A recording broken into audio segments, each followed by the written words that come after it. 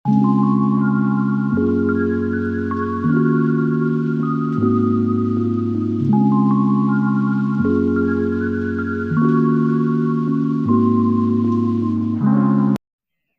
कहानी बधिर नामक गांव की है। जो गांव एक जंगल के किनारे बसा हुआ करता। उस गांव में एक सीता नाम की महिला रहती, जो बहुत ही गरीब थी। उसके पास एक छोटा सा घर और एक छोटा सा जमीन का टुकड़ा ही बचा था। उस जमीन के टुकड़े पर कुछ आम के पेड़ लगे थे। आम के पेड़ों पर जब आम उग जाते तो उसे सीता तोड़कर गांव में बेचा करती। इस तरह सीता अपने जीवन का गुजारा करती। ऐसे ही दिन गुजर जाता है और सीता अपने खेतों पे जाके देखती है तो बारिश न होने के कारण उसके सारे पेड़ सूख जाते हैं। यह देख सीता निराश मन से अपने घर की ओर लौटने लगती है और सीता अपने घर पहुंच बिछावन पर बैठकर सोच में डूब जाती कि अब मैं अपने घर का खर्चा कैसे चलाऊंगी। उसके बाद सीता गांव में काम की तलाश में निकल पड़ती है। वह सारे गांव घूमती, लेकिन काम नहीं मिलता। सीता हार कर एक बूढ़ी अम्मा के पास जाती है और काम के तलाश में कुछ बातें करती, लेकिन वहां भी सीता को कुछ नहीं मिलता। वह हार कर अपने घर की ओर लौटने लगती है।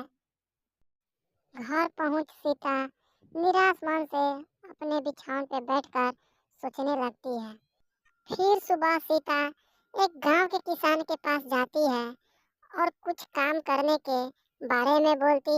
उसे वहां काम मिल जाती है, जिससे वह अपने भोजन का बंदोबस्त तो कर लेती और कुछ रुपए बच जाते उसे सीता अगले समय के लिए रख लेती।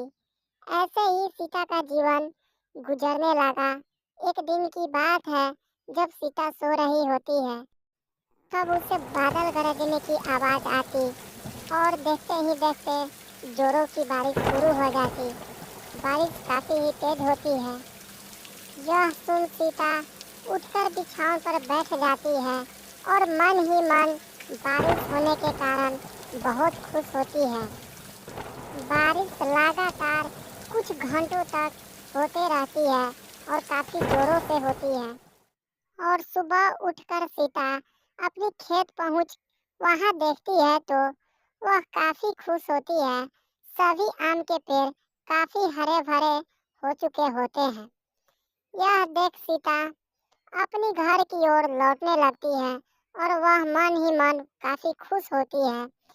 घर पहुंच सीता खाना खाकर वह अपने बेड पर बैठ जाती है। आम के पेड़ों पर काफी अच्छे अच्छे आम उग चुके होते हैं।